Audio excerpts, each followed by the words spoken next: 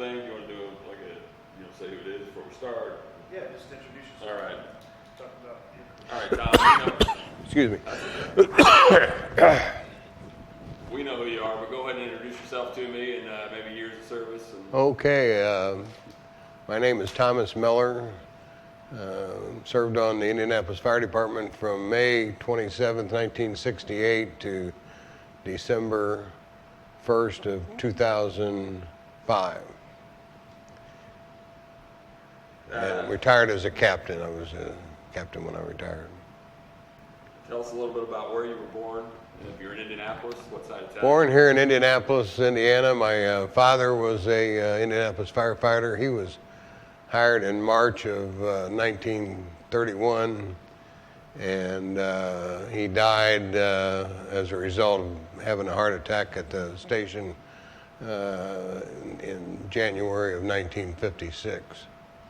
And he was a lieutenant chief's aide. Harry Miller was his name. So what side of town did you grow up on? What side of town did you grow up on? Near East Side, up not far from, a couple blocks from Tech High School. So I'm guessing because of your father, but tell us why did you want to become an Indianapolis fireman? Well, I was in the service. I got out of high school. We didn't have any money. I mean, the money was tight, and my mom got the widow's pension. She was disabled. That was the only income we had.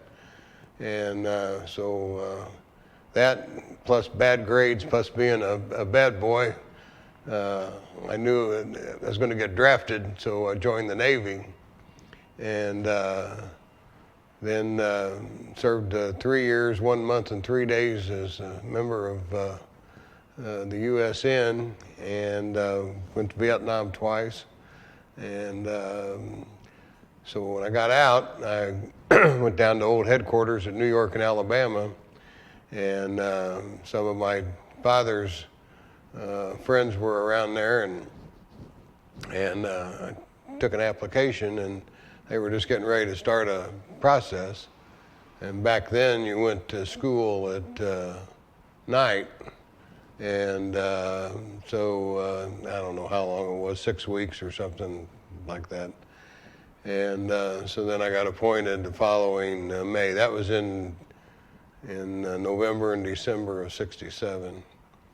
And I was lucky because there's a lot of guys. Well, there wasn't that many that was in the class. There was maybe 80, but there just wasn't the people around. Everybody was drafted in the service, and they were, taking people right and left. So I was very fortunate, got on, and like I say, served a long time. What kind of things in recruit school? What kind of things did you do in recruit school that you recall? What kind of? Oh, just the usual drills, the familiarity with policies and procedures, and how you did things, and just ladder climbs, and up the old tower. Was out of West Michigan Street and White River there next to old Station 1, and but that's what we did.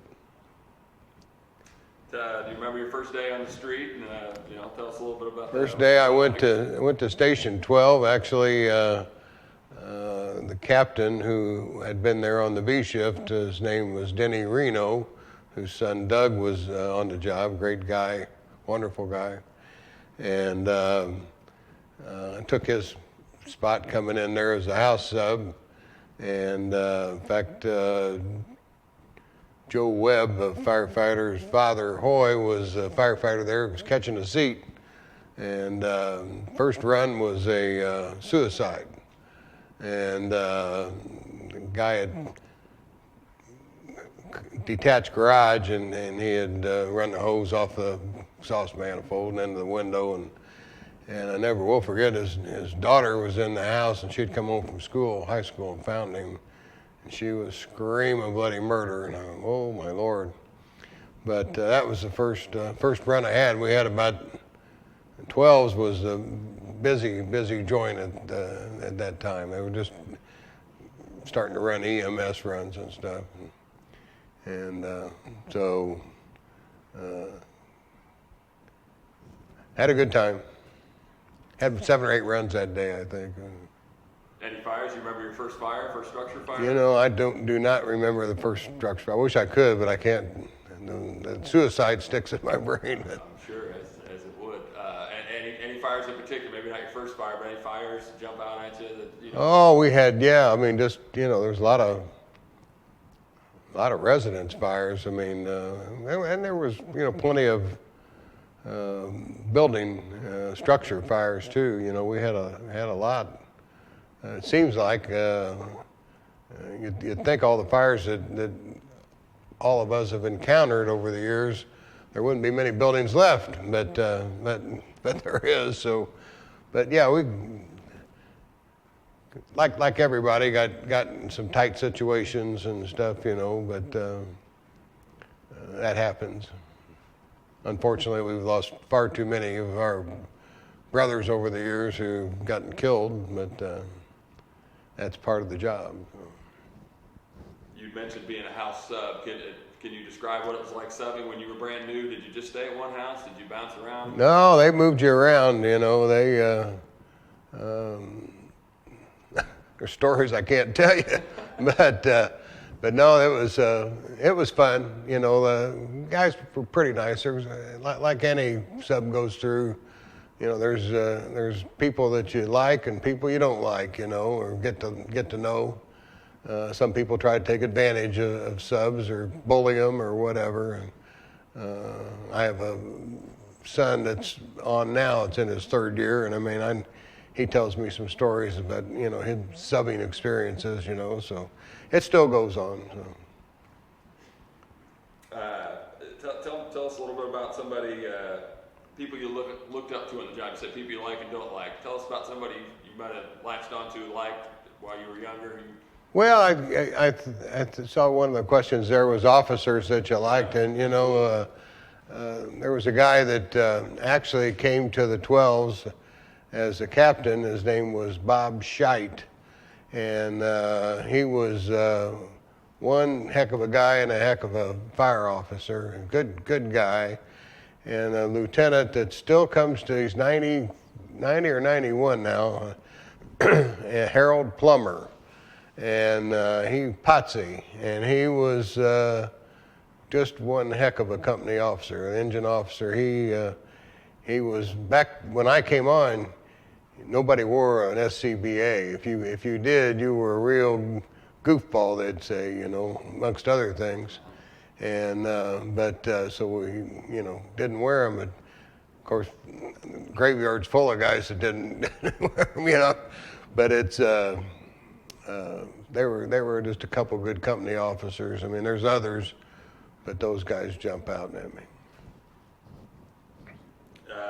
Harold Plummer, I painted Harold Plummer's house, so I met Harold. That's what an honor it was. So, was he nice to you? Did he lead his men well? What made him a good officer? Well, I mean, he took time both at the station and on a fire ground to explain things to you, and in my case, as I'm sure he did probably for other subs, but he let you have the pipe, and that was, and how to direct and stream, and fog and straight stream, and just explain things to you, and like I say, back then we weren't wearing breathing apparatus, so I mean, some of those fires were just, god awful tough. On the feel like your lungs and your head were going to explode, and cough that stuff up for a week afterwards sometimes, But he was very conscientious and very, very caring of his crew, You mentioned some of the bad things you've seen on the job. I can see why that suicide would stick with you. Do you remember, did you do anything specifically how to deal with a bad run? I'm sure there were more that you had besides that suicide, but was there anything you did, or how did you cope with bad runs that you would go on and see things that the public doesn't normally? Well, everybody is kind of dummied up, I thought a lot and didn't say much, kind of held things in, and that's all changed now with, people being able to talk about fire deaths and stuff, and especially as we all experience when you have children. It's bad enough when adults die in a fire, but when you get little kids that die, that sticks with you, and it's tough on the psyche. And so consequently, a lot of times when we'd leave the firehouse, we'd go to the bar and drink our sorrows away for the day until we went home and passed out. Try to forget it, but that's just kind of the way it was then. You never wanted to hear the run come in when they said port of children trapped or port of people trapped, and you knew. And usually, a lot of times you pull out of the station, and you could look at the sky, and the sky was all lit up. You knew you were in for something, especially when it was below zero. Coldest day I ever worked on a job, I was at the Ones on Michigan Street, and still hanging on the back of the engine, and it was 25 below. And we were the box company on a fire on Warman, right across the street from where the 18s is now. And the 18s and the old 9s got to run, and they hit the box on it. And we pulled out, and it looked like it was Siberia outside. I mean, there was nobody on the street. I mean, it was you could hear the power lines humming, and we could look up in the sky, look to the west, and the sky was just red, fire red. Big old 2.5-story double, and it was going top to bottom. And so we were there a couple hours and came back full of ice, but that was the coldest day I ever had. Now, what was the heat like at the fire when you got back from that run? How did you thaw out? Did you sit around fire? Took a hose out in the apparatus room and sprayed down to melt the ice and take the coats off. But again, back then we didn't have an extra set of turnout gear, so you had to wear the wet stuff, the whole time, and then hopefully that it would dry out over the next 2 days, and which it didn't. And I mean, the protective clothing then was just awful. Wasn't very good. So, what was riding on the back step like on any run? What did that feel like? Well, on days like that, it was cold. I mean, a lot of guys get up underneath the tarp, try to, but it was miserable, absolutely miserable. And back then, the cabs all had the tops cut off of them. And the reason for that was that the old chiefs believed that if you had a cab on the front, that the officer couldn't see the fire ground. And so they wanted the cabs cut off so they could stand up in the cab and see which makes no sense, but that's the belief they had. But so they were all open cabs. I just kind of fast forward a little bit, and your day as well. But what makes IFD an aggressive? How did they become such an aggressive firefighter or firefighting department? Well, I don't know really when it started. I mean, I'm sure it started forever. I think back they said that some of the stuff that I've read, some of the things I've read, said that the companies back in the 1840s and 30s, 40s, 50s, and they would all try and beat each other to the scene of a fire, and and then, how they got their runs in was so archaic, but they would want to be first in to put the fire out. So I believe it kind of started there, and then as it moved forward through the years, was refined, and I think, as still to this day, guys try and beat each other in to get first water on a fire. So they take pride in that. That's a good thing to know. That's still going on today. It's I know we do it, the 22 still. How tough was it fight? You mentioned a little bit about fighting fire without an air pack on, and people being goose, and of course looking back, you probably you know, maybe wish you would have had one, or maybe it had evolved a little more, but, I mean, what was that like? You said head exploded, your lungs were gonna explode, is it, Oh yeah, well, you know, and there were some guys that were tougher than others. I mean, you had your nose to the floor. I mean, most of the time trying to suck any clean air you could, and there wasn't much, you know. And I mean, but you know, you have to move around in it, and just you know, you can only hold your breath so long, and so you try and take little short puffs of air and you know, get by as best you could. But you know, usually, you know, you'd have to go out the door and get some fresh air. But there was surprising that there wasn't a lot more deaths related to that than there was. I mean, there certainly has been enough. Excuse me. There's certainly been enough, but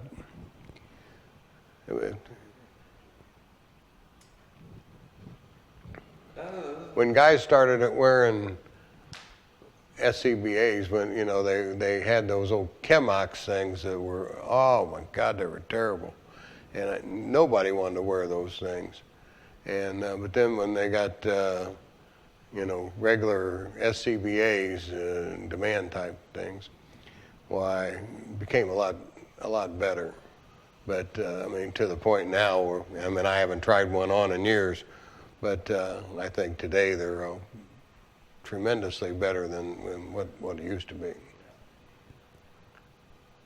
This is an easy one. It's just for describe to the public the difference between an engine and a truck, and their duties on a working fire, what they do, and Well, engine guys are laying that hose and trying to get the water on it, and God love those truck guys are opening up those passageways for you to get in there to put the fire out. So ladders, always a question on the test. Ladder overhaul, ventilate, forcible entry, rescue, and salvage. I think that was a question on the lieutenant's test for there forever. You always knew you were going to get that one. now were you a ladder engine guy, both? Engine guy. I was on Ten's truck for a short while, but I was always an engine guy. Was there some friendly banter in the firehouse between the truck and the engine guys? Oh yeah, you know, yeah. Especially on those EMS runs, those truck guys get up in the middle of the night and go get them, guys. Roll back over. So Truck roll, do the truck roll, The truck roll, yeah. put the covers over your head and roll over. yeah.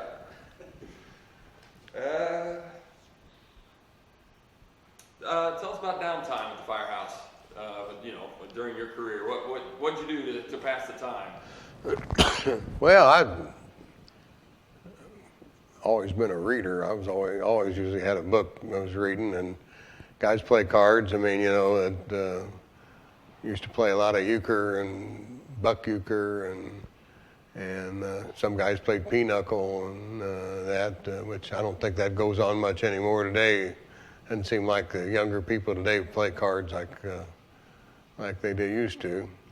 And but they, you know, that and ball games, you know, when they were on TV and stuff. Guys, and of course, a lot of guys were bettors, and there was always more than several bookies that people knew that could call and get their bets in.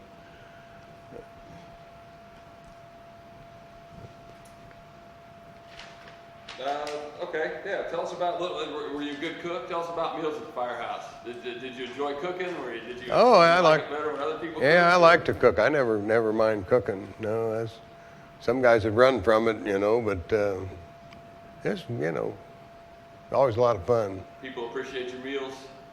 Well, I don't know if they all did, but try. You know, I think most people that cook try to put something on that's appetizing and delicious enough for the troops to eat, you know, so, you know, you don't want to throw cardboard on there and call it steak. But depending on how many guys you got and how much help you got, you know, I mean, I mean, some guys didn't even want to peel potatoes, you know. I mean, it's like, out. Did you have a go-to meal? Did you have a meal that was like better than any of your other ones that the guys? No, I had several things I could cook, you know. But This guy's a chef. This guy back there, good stuff. How did EMS change the department? it made the department a lot more professional, and just not here, but across the country. And my involvement in the union and blah, blah, blah, was able to see a lot of that as it has gone across the country and Canada too. But it certainly helped professionalize the department and mainly to give the citizens a comfort level that they didn't used to have. When I first came on, I mean, sometimes you'd have to wait on an ambulance for 20, 30, 40 minutes, you know, with somebody to get there, you know. And I mean, they just weren't, the whole system was begged for change. Guy that really did a lot for that was ended up being the assistant chief here, but Bob Zickler was his name. And that's the guy that really put EMS on the map for IFD. You mentioned the union. What caused you to want to be so involved in the union? Well, back again when I came on, I mean, the salary schedule and the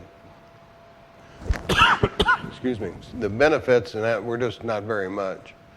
And there needed to be, the local at the time had tried several things. They went out one year and collected, I forget how many signatures from people to give I don't know what it was, say $1,000 raise. It wasn't that much, but you know, the mayor took them, they took the petitions to him, and the mayor at that time threw them in the trash can and said, get out of here.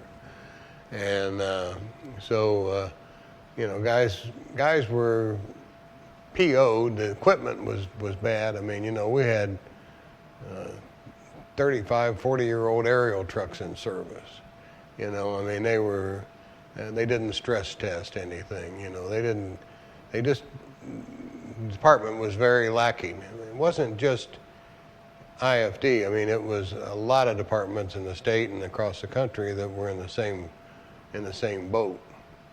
And so I went to a union meeting initially when I first came on, and got kind of hooked. It was downtown at the thing called the Old Printers Club, and it was upstairs, and it was a smoke-filled room, but excuse me. So I went to that, and that's Don Wolf that I had mentioned earlier. He was going to run for president. The president at the time was a great guy. His name was Maynard Byram. And but Maynard was just kind of, he was not the kind of fire and brimstone guy that was needed to be addressing the issues. And so Don Wolf ran for president of the local and won, and appointed me to a committee, and chairing a committee. I think I chaired it or not, but anyway, did a lot, got the ball rolling. At the same time, Richard Lugar was elected the mayor, and he gave us our first, at the time, I think, 3-year deal. And we had no contract, but I mean, it was just a gentleman's handshake. But we had 5% or the cost of living. I told Wolf, I said, or the cost of living. He said, or the cost of living. Mary said, that's fine. Well, the cost of living shot up. You know, we had a 12% raise or something there one time. But like I say, the salary was, I came on, the salary was either $6,200 or $6,800 a year was the starting salary. And so, I mean, it's changed a lot. I mean, you know, the professionalism as I'll put IFD up against anybody in this country as far as the professionalism that men and women of this department show. You'd mentioned earlier about almost going on strike. What year was that? What was going on at the time? Well, it was 1977, and we had a new mayor took office in January, excuse me, of '76. His name was Bill Hudnut, and he had made some campaign promises and all that about supporting a collective bargaining ordinance and that. And then when he got in, his advisors were telling him, "Oh, you don't want to do that," you know. And so anyway, we did have some meetings with them, and they hired an outside labor attorney to negotiate the contract. And the agreement, I should say. And his name was Michael W. Owen, and he was turned out, I mean, he was a very excellent labor attorney, and he represented the city very well. But he also got so that he appreciated the officers of Local 416 because, as he said, he told the mayor, he said, you know, the union's got better ideas than your chiefs do. And but that was later on. In 77, things deteriorated. They were going to give the police a 4-year deal that amounted to about $600 more a year. It seems to me like that was it. $600 more a year for a raise than they were going to give us. And we had parity at the time and going into that, and so we said absolutely not. And so things just deteriorated because they wouldn't budge. And at the same time, that summer, and I think in August, the police parked their cars around the city-county building and turned the sirens on, locked the doors, and threw the keys in a barrel. And so that made national news. And then that winter, we came within 20 minutes of going on strike. I mean, everything was in place to do it, and the mayor called the 8th District Vice President at the time for the International, Jack Gannon, who was a guy from Cleveland, called him at the airport and stopped him from getting on the plane to come back, and we were able to negotiate the parity thing out so that there wasn't. Took a couple of years to catch the thing up, but we had parity, well, until this year here. So.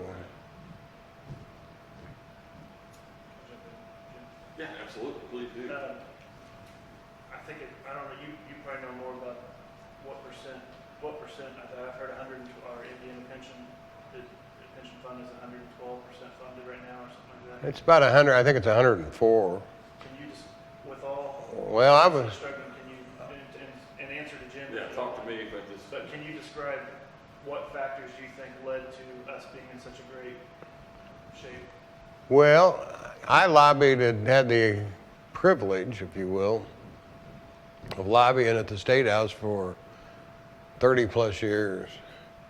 And we were able to accomplish a lot there.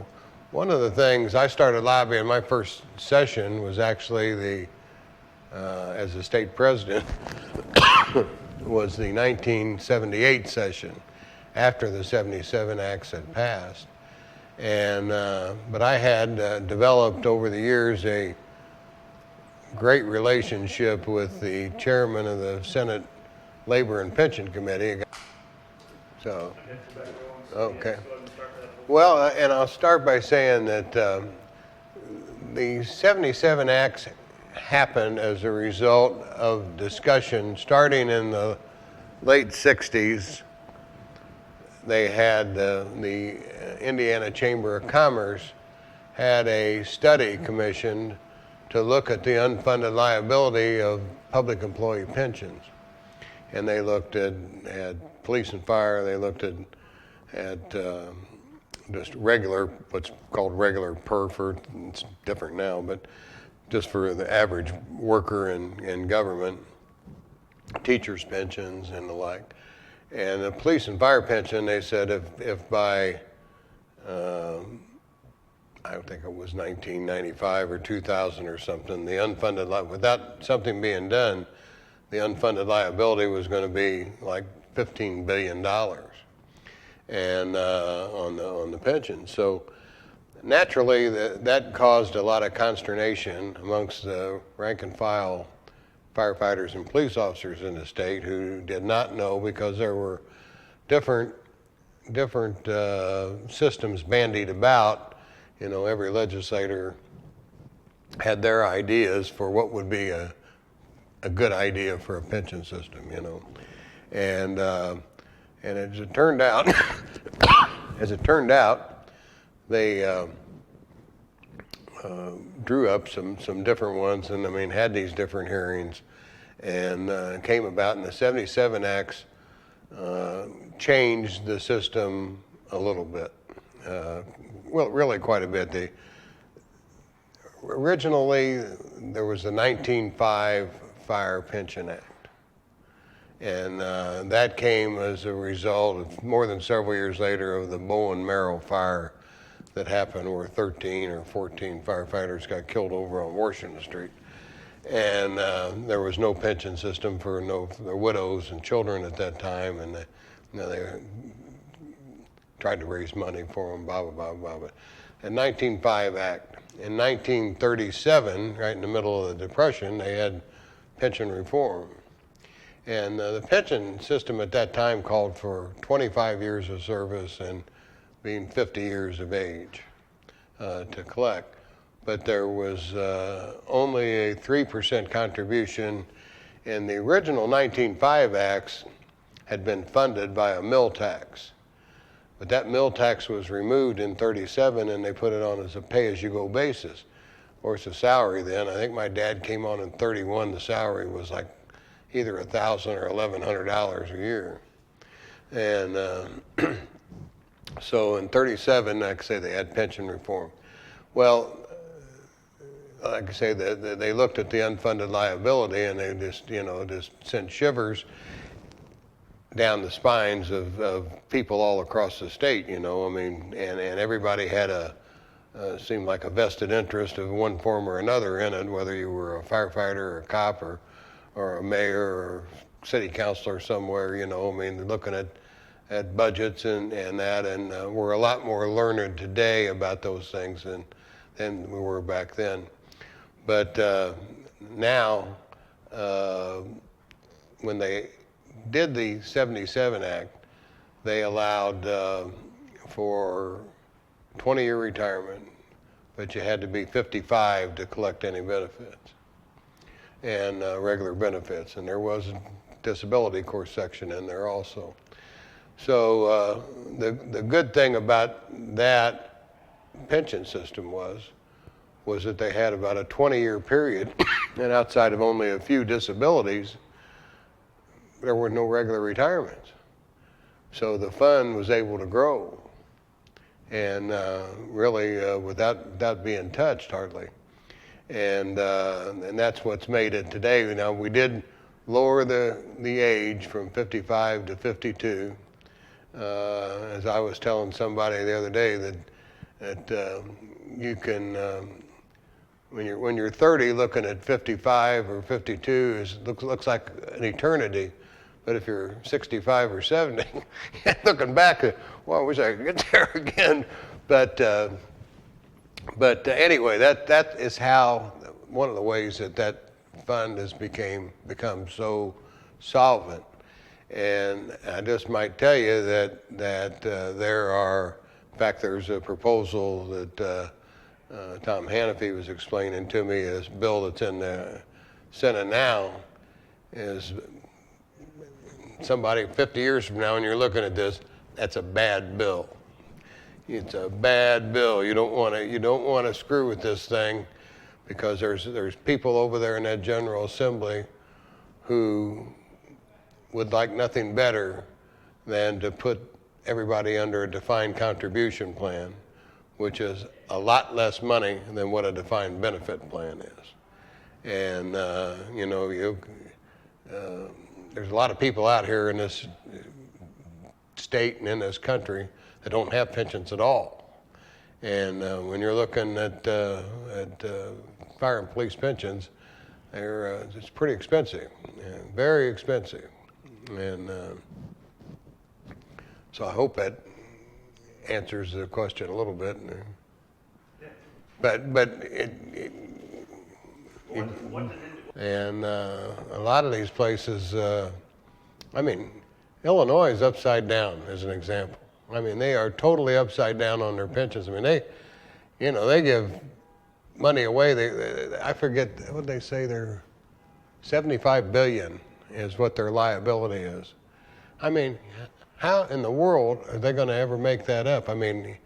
Without massive, massive tax increases. And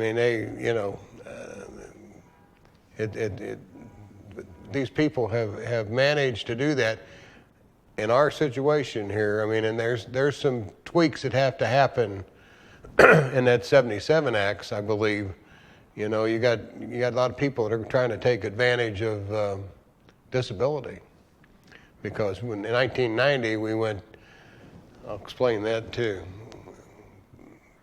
Prior to 1990, in the old Acts and in the 7 Acts, the disability was a flat 50%. In 1990, we changed it. We went to 3 classes. Class 1, which is on duty, line of duty. Class 2 was duty related, and Class 3 was off duty.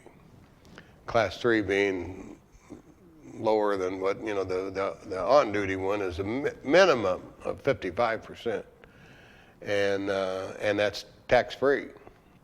Well, now it's my understanding that there are people who are trying to use various schemes to get Class 1 disability status. And that will do more to screw up, when every legislator knows firefighters and police officers, and they see Joe Schmo out there that's getting 70% tax-free on a disability, and he's chopping his sidewalk out, changing or repairing his roof or putting a new roof on or whatever in his house. And that's a problem. That needs to be, our people need to be good stewards of the pension money, because it's not only their money, but it's also the taxpayers' money. And you don't want to tick the taxpayer off that's paying the freight.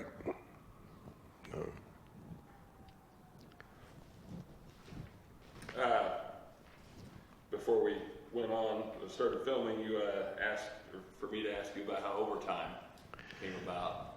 Well, we never had overtime. And I can't tell you, for years, how many end of shift runs that I was on and on fire grounds, and not get back to the engine house till 9 o'clock or something, when guys come relieve and everybody pile in somebody's truck or something and go back, and by the time you washed up and cleaned up and got out of there, it'd be 10 o'clock. And so in February of 1986, a United States Supreme Court decision was handed down, and it was called Garcia versus the city of San Antonio, Texas. And a bus driver named Garcia in San Antonio had sued over the fact that they were requiring him to work overtime and not paying him. And as I was relating on those, we never got paid for those end of shift runs. I should have clarified that. But so a guy that was the director of public safety at the time, which office no longer exists, but he was a grocery store owner appointed by Mayor Hudnut, and his name was Richard Blankenbaker. And Richard prided himself on being, for him, conscientious about that. But he did not in my opinion, he did not respect firefighters or the fire department. He always had 2 or 3 or 4 policemen following him around, and I always said if he stopped, first one's nose went right in his butt, and they'd all line go right behind him. They had to extract him out of there. Oh, what do you need, Mr. Blankenbaker? Oh, well, you know. So anyway, Richard told me, came up to me at a city council meeting right after that happened, that decision was handed down. He put his forefinger right in my face, and he said, "You're not getting overtime, Tommy." And I said, "What?" He said, "I'm telling you, Tommy Miller, you're not getting overtime. You understand me? You're not getting overtime." I said, "Well, Richard, that's not what the decision says." I said, "The court decision says that, you know, that you have to pay overtime." He said, "I don't care what that court decision says." At the time, the salary was, let's say, 25 grand. Well, just with the regular FLSA time, you know, you'd get, say, 27,000. He actually had the controller's office lower the salary to 23, so it would come out that we'd get 25,000, which was what the agreement was to, the contract. And said, "You can't do that, you know." I said, "You know, we'll see you in court." So we sued, and it was 3 or 4 years before it was settled, and I forget how, what, almost $6 or $8 million or something was what it was, settlement. But the interesting part was we were in the U.S. Magistrate's office in his court, and in his private office, and it was the local guys and Local 416, there was 3 or 4 of us, and the city representatives from City Legal. And the magistrate's name was Kennard Foster. He's actually from here. He went to Howe High School, was about my age. But he told that city attorney, he said, "Let me tell you something." He said, "You are totally on the wrong side of this issue." He said, "Now you better settle this pretty damn quick." He said, "Because I'll tell you what, if we go out there in that courtroom," he said, "I'm gonna pound you bad." And they went, "What?" So they settled. That's how you get overtime today, which with full staffing is quite a benefit. Say by 2020, we're going to be everything, no shorts on any ladders or anything. I think at the end of this contract, no shorts, everything's going to be fully Right. That's impressive. We're also appreciative. I know we can talk about that. Changing gears just a little bit, back to the being. Wait, you want to? Oh, okay. Yeah, continue, man. Because you talked about there's legislators that would want nothing more than to take our benefits, our pension, and move it to a, more of a private system or something like that. How do you, when you talk to somebody, maybe even somebody out in public, not a legislator or whatever, somebody who doesn't know, they see, "Oh, you get this great pension. We don't have a pension for ourselves. We have, how do you speak to somebody like that? How do you reconcile that with them? How do you justify it? Yeah. Well, I think, just the public safety aspect of it of being dangerous. And the old 13s was right across the street, catty corner from where the pension committee room always was. So I'd hear them guys going out of there, and I'd always wink at the chairman. But so I mean that most of them legislators from any urban area, have relationships with their firefighters and police officers, and that's important. And I mean they know, and I mean unfortunately, and as most people recognize, we lose people every now and then. They get killed. I mean, in one way or another, and that's always headlines. So we're always out there in the public eye, and but that's why I mean, you just can't be too greedy, because legislators, you hit the nail on the head. Legislators used to have a pretty good system of pension for them. I tried to get them put them in the police and fire system, put them in the 77X. Then I knew they wouldn't screw it up, But they said, oh, we can't do that. We can't do that. But they had their own, and they had a nice deal, and they had they had health care in there. Once they had 20 years or something, they had health care for life. And the newspapers, of all people, the rag that they are, they bitterly complained about all these tremendous benefits that legislators were giving themselves, and that they were giving themselves health care and all that. So they went in and changed it. More than several of them retired before it took effect, and so they were still covered under the thing. But a lot of those guys, they just got cold feet. Good. Okay.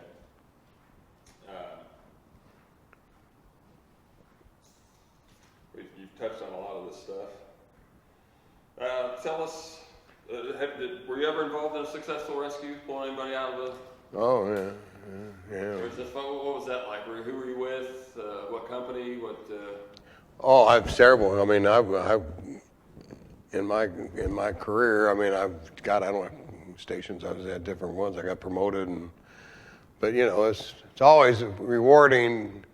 You know how it is. You usually you're stumbling across somebody.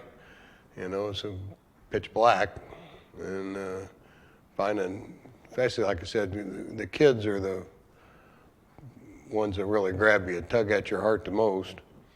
But invariably it seemed like they'd hide in the closet or underneath the bed or something, and try and find them.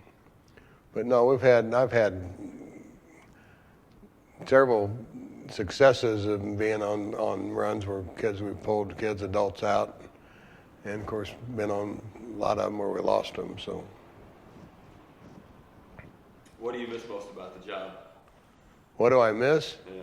Oh, the camaraderie, the BS in the station. I used to always love to cook on Sundays, because usually in the kitchen there was always TV and had the NFL games on. And then when the Colts came, it made it even better. But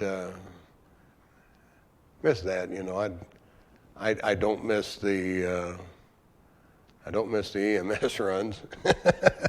I can tell you that, but that's the fires and all that. But hell, I'm too old anymore. So it's as I always testify, it's a young person's. I used to say young man's, and change it to a young person's game. It's not easy on the old body. That's why you got to stay in pretty good shape. And that's another thing that's changed. Just having all the stations, having the workout gear and things that are there available now, NIFs. That's tremendous compared to what it was. When I came on, it was the 12-ounce curls, and but it's changed a lot, changed for the better. You guys got a dynamite career, and How about that experience? It had to be pretty fast. well, I had a remarkable career. I always say I'm the luckiest guy that ever shit over a pair of low cuts. But I was a state president for 24 years, I think. I was a local vice president for about 30 years. And I was the state president for 24. I was the 8th district vice president, which is the Midwest area for the international, for the IAFF. That's Indiana, Illinois, Kentucky, Ohio, and Michigan. And did that for 10 years. And the guy that was the incumbent, longtime incumbent general secretary treasurer for the IAFF, his name was Vincent Boland. He was just in terrible bad shape health-wise, and so he retired in midterm, and so the general president, Harold Schaeberger, had asked me to consider becoming the general secretary treasurer, so it was a vote of the executive board because it was in midterm. And another fellow ran for it too, but I prevailed, and so I was the general secretary treasurer from January of 2010 to September of 2016. So, very, very rewarding. Probably could have stayed and ran again, but my health was starting to go out a little bit, and right now I got 12 stents in me. So, set metal detectors off right and left. But, so it was rewarding. I'm glad to be back home. My wife's glad to have me back home. I met a lot of tremendous people. We made, in that office while I was there, we made some changes that needed to be made, and my successor is doing a great job. President Shapeberger is doing a great job. The International now has 310,000 members, United States and Canada, so proud of that. What are some of the, since you kind of saw the fire service from a big perspective, when you were general secretary, what are some of the biggest challenges that the fire service in general faces today? Well, the biggest one we've talked about, that's pensions, I believe. I mean, I think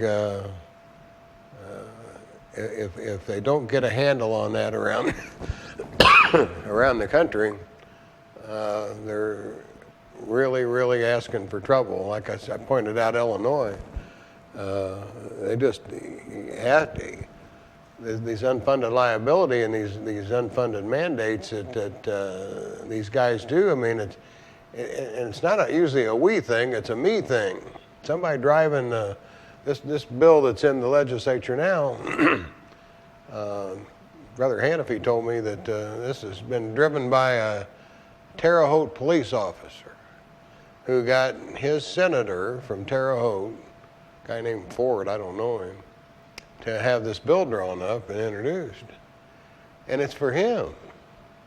And I mean, you know, but when guys look around the state and they look at that, they say, well, that's a hell of a deal. You know, whether they do or not, whether they would even use it or whether they would qualify to use it. I mean, somebody to have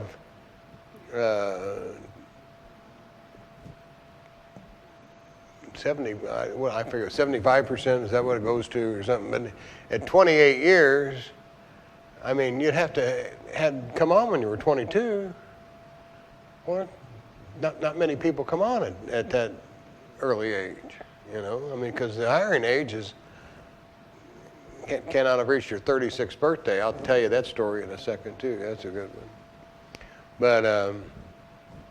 But that's probably the biggest challenge they got nationwide. But also, I mean, staffing is a major concern. A lot of these places run with, you know, trucks with 1 and 2 people on them, and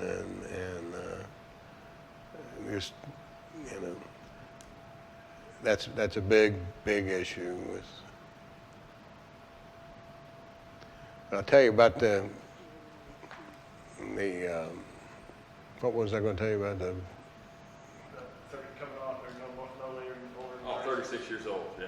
She said Oh, okay. Can't be hired. Well, the statute always said that it didn't always say it. It used to say 35, and we made it where you cannot have reached your 36th birthday. Well, there was again a Supreme Court decision on a God, I can't remember whether the guy was a public employee. He was like a what do you call it, a ranger or something in some place, and they had a mandatory 50 retirement age, and he challenged it in court, and court threw it out. But went all the way to the U.S. Supreme Court, and U.S. Supreme Court upheld it. They said that, you know, we need to do a study, so they commissioned Penn State, Pennsylvania State University, to do this study. Well, the effect of aging on public safety people. So it ended up that they couldn't come to any kind of a real hard and fast rule on that because of the body composition, male, female, blah, blah, blah, blah, blah. And that was when females were just really starting to come into the fire service. This was back in the early 90s, late 80s, early 90s. It ended up, the International, I'm very proud of the fact that at my behest, here I'm the state president, I called Mr. Shapeberger at that time was the chief lobbyist for the International, and I brought it to his attention. And so they had legislation drafted, and that would let state and locals who had pension systems for public safety people set their age requirements. So I had the opportunity to go to Washington at that time in '95, I think, and testify for the United States Senate Labor and Pension Committee on establishing, state and locals establishing their requirements, for age requirements. And the chairman of the committee at that time, he just passed away the last few years, but he looked like Ichabod Crane. His name was Jim Jeffords. He was from Vermont. And he's the goofball that ran for president last year. He's his buddies. But he had a big, prominent Adam's apple, and he was a tall, skinny guy, I mean, he could have fit in the movie just very easily. But so they had me testify, had a guy that was the superintendent of the Illinois State Police testify, and ironically, a Indiana State Trooper named Smith testify. And Indiana State Police at the time had a requirement to retire at 50, I think. And he was fast approaching 50 and didn't want to retire, which I understand. I mean, 50 is kind of young, to be mandatory. But anyway, when I gave my testimony, and of course it was all prepared, this Senator Jeffords says to me, he said, Captain Miller, he says, I've read with interest, he said, your thing here. He said, you testified, he said, in front of the House, such and such a committee, last year you testified, da-da-da. And he said, and I said, pardon me, Senator, you got the wrong guy. I said, that wasn't me, I didn't testify. He whipped his head about flew off his shoulders. He whipped his head next to the kid intern he had, chewed his ass out. And, but anyway, so they went on, but the bill passed, and then we came back to Indiana to set the age requirements. And we had AARP, which I will never belong to because they fought us on every issue nationally on that bill, on that they would not relent. They wanted no age requirements, and we tried to point out, said, there's guys, and you guys remember probably John Noon. John Noon could lift up this building, he was 70, and he could have passed an agility test if he hired.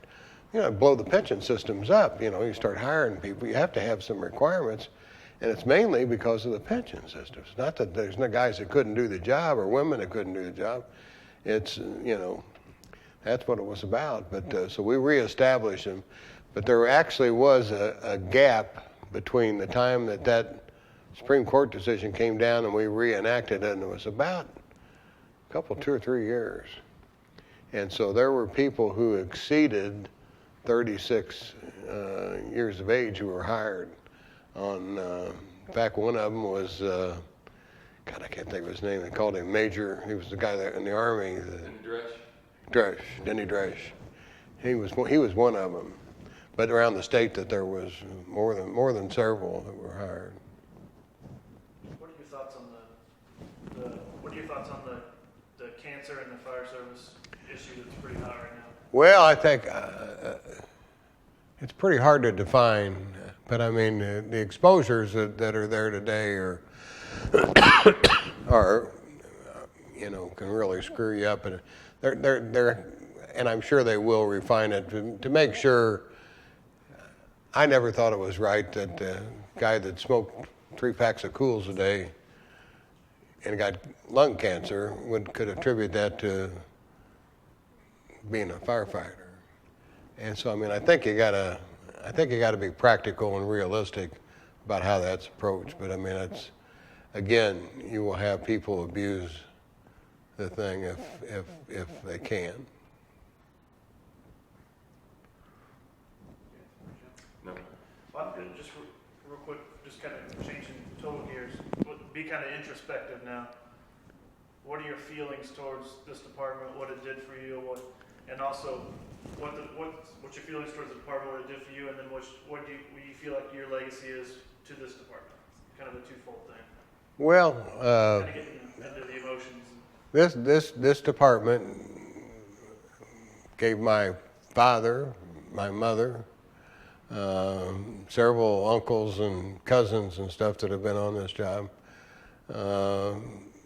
myself, my wife, my 4 children, my son who is now on the job, an opportunity to really to serve the citizens of this community pretty darn good, and I think we have one of the premier departments in the country.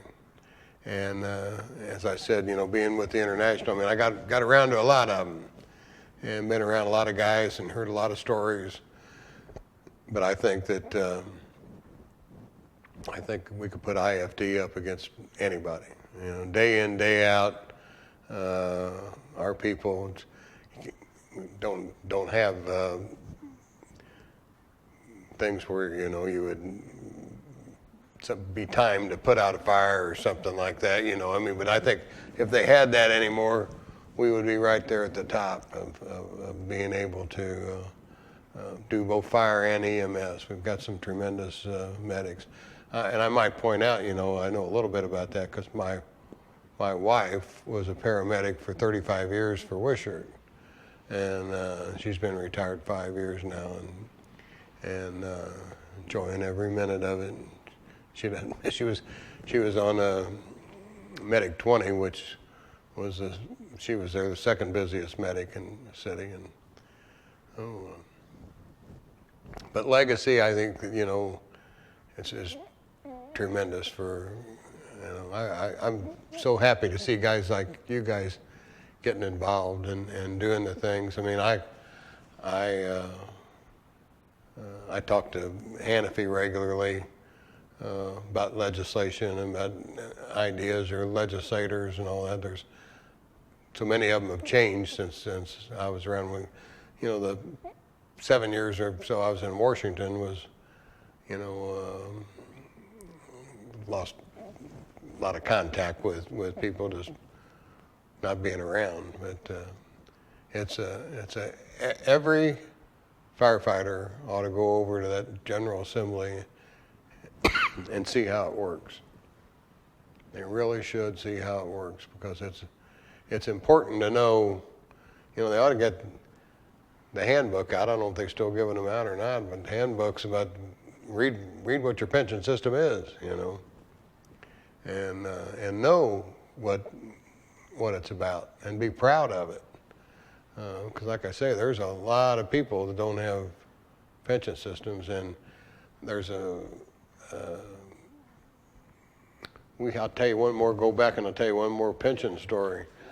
I could probably talk all day, but a guy that was the president pro tem of the Senate, Senator Bob Garton, who's still alive, he's from Columbus, was very, very, very good to me, to the firefighters. He was a wonderful guy. Now, it's like Senator Harrison told me one time, I said something to him, he said, "Tommy, I can't give you that, you do that for me." He said,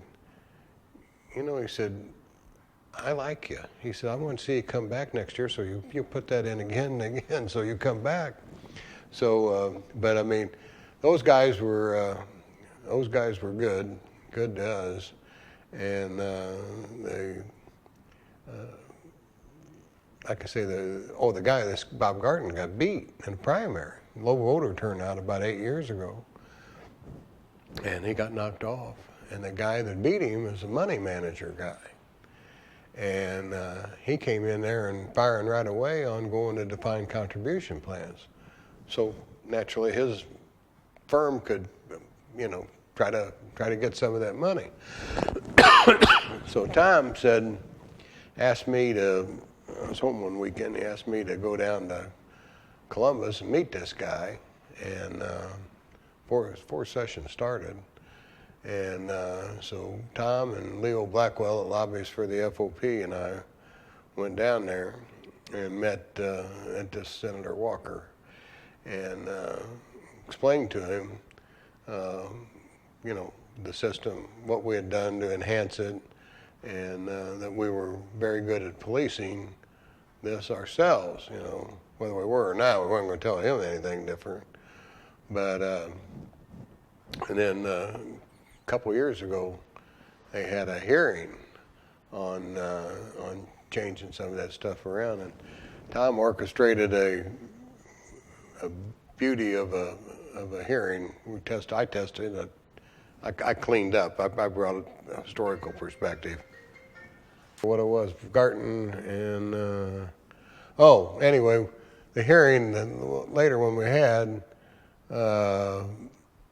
we brought in I can't remember his name. Barb worked with him, cop that got shot out there at Linwood Square. Guy caught one right in the head, and terrible. I mean, and scumbag that shot him, and but there's hand if he's speaking of the devil. But anyway, that kind of put the quietus to it, and that's another thing. Let me just say that having the ability to be politically active and being on the right side of legislators, city council members, and whatever is very important, because unfortunately a lot of politics governs how the departments are structured, how they're funded, promotional processes, hiring processes, all of those things. I won't tell you another story. Merit board. I'm on the merit board now. In fact, I'm the president of it right now. But we never had any representation on the merit board.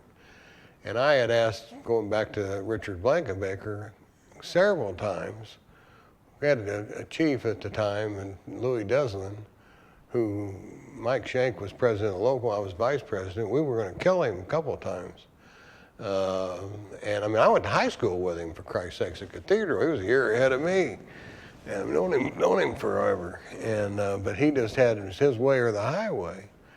And so we had our share of problems with him.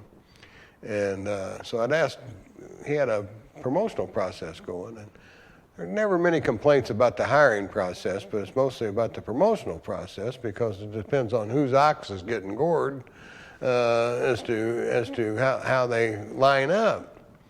And so I had gone to guys had come to me about an issue, and I wish I could remember what the issue was, but I can't. But I'd gone to Chief Deslin and asked him to consider changing whatever that was.